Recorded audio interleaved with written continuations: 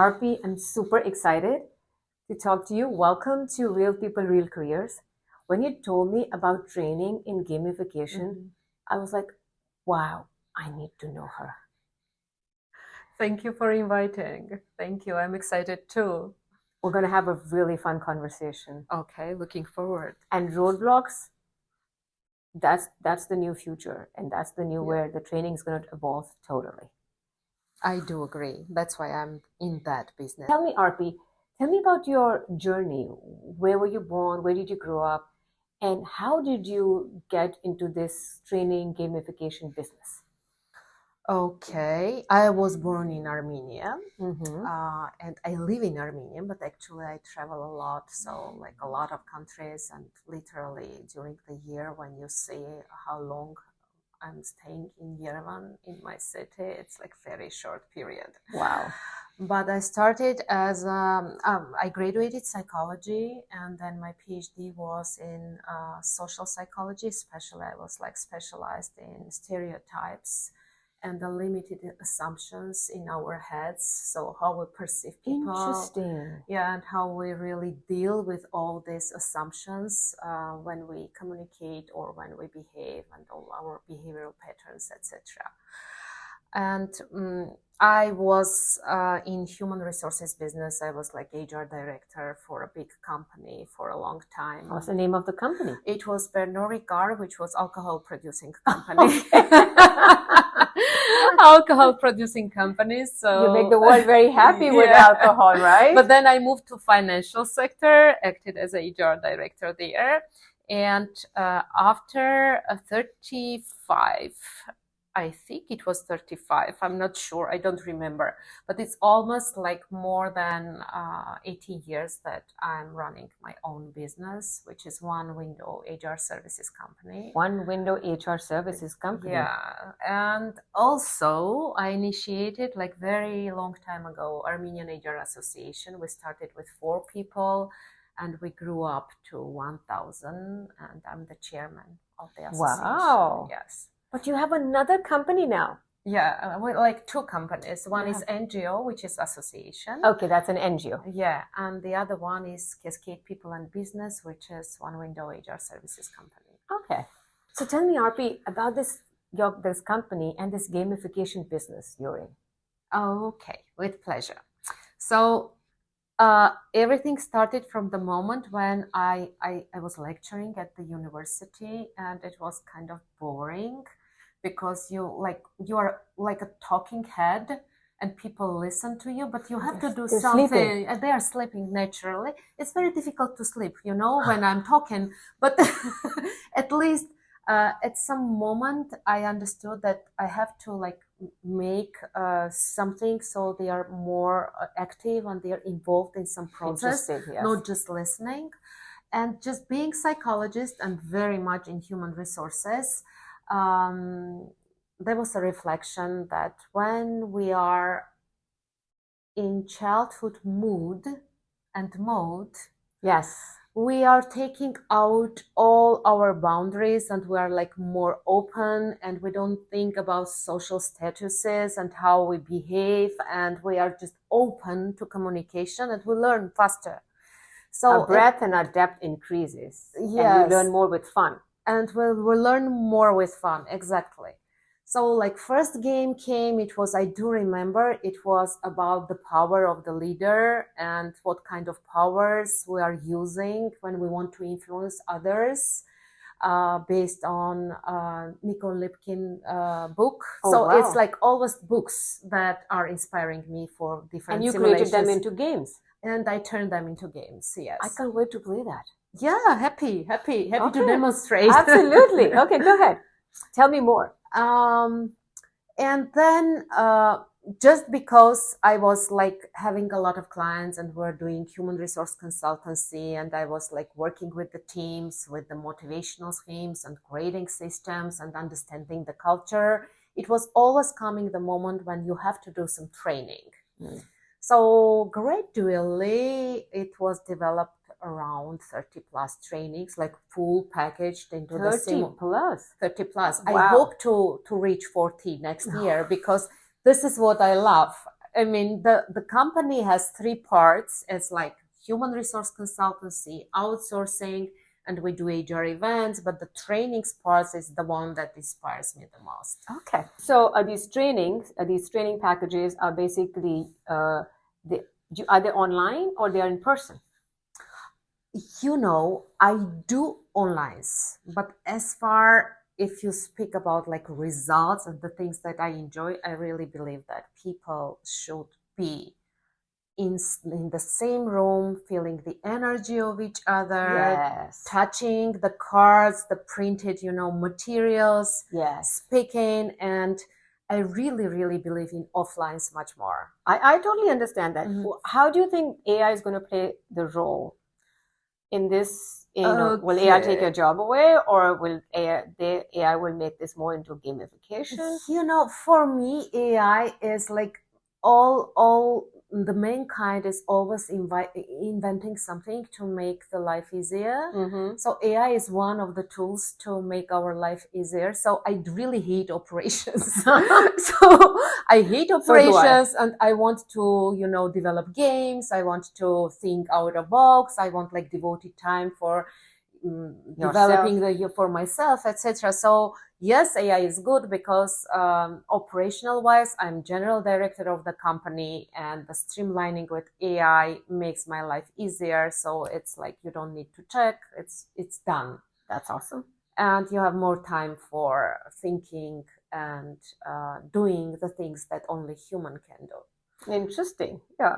Do you think AI will have more, emphasis and involvement in making more trainings for the future? I think so. Like I have a lot of colleagues that are really using. I do use AI when I need to check a theory whether I understood it right, or if I want to combine two things and see to do it quickly, like in more efficient, like in 5 minutes, I need to compare two theories and see, like if you are a researcher, AI really helps and spares time for you. But what about the future? Because like Roblox and Minecraft, like how our kids are playing, they literally go into a stimulation and then they actually learn and they do it. So they think in future our trainings could be going there into the stimulation rooms where all the people will be online with everything and we are going to be doing trainings. But the human touch will be gone. Yeah, no. I will do my best so we keep this, because this is very important. Absolutely, the human touch is very important. Yes, I don't see. I mean, there are two directions. The first direction, everything will be automized, digitalized. We will have more time for going out, like doing things we really love to do, etc., etc. The second part is people will need more and more need to interact, because this is what is missing. Yes. The second part is the human interaction could be missing. Yeah, and if you look for the professions, like the future professions, they are those that are like prompt writing, like all that is AI related. And the second part is the part that is taking care of people, and the trainers are among those professions. Absolutely, very well said. So tell me about these 30, or you can pick up your 10 favorite gamification training programs you have. One you said is power of leadership. The power of the leadership. The second one is emotional maturity of the leader. I think everybody needs to do that. Yes. And this goes beyond emotional intelligence, because emotional intelligence is something that everyone should have. Yes. But if we speak about a leader, it's also more maturity, how you work with the tension, that the emotional stress, and how you manage and control this tension.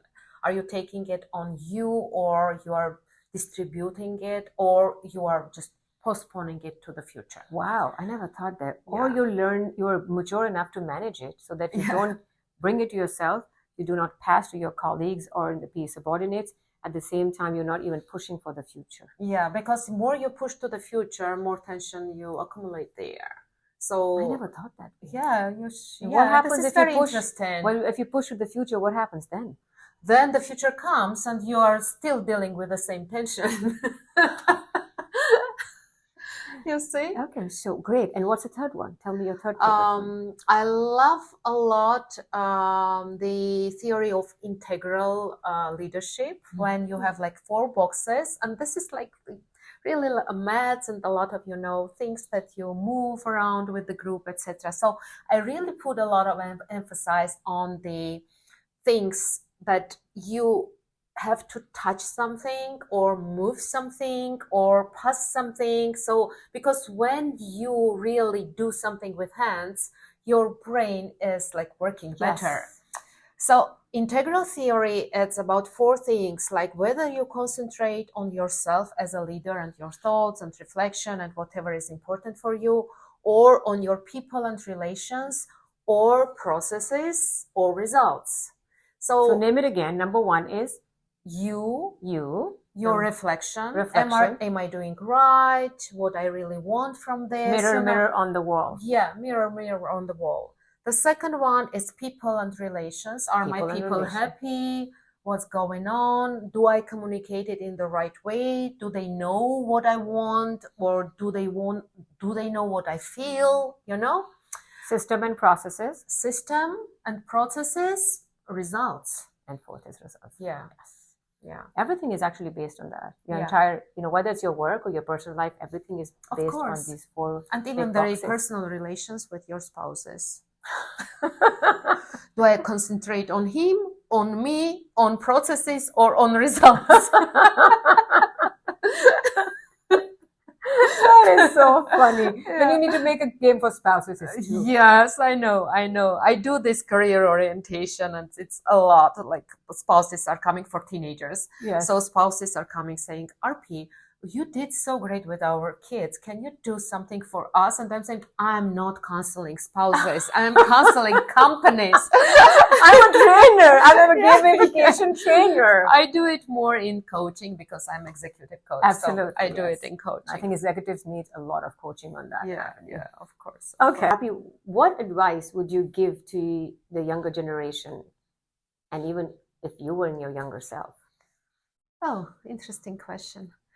The most important thing is the answer to the question, what do you want? That's a deep question. What do you want?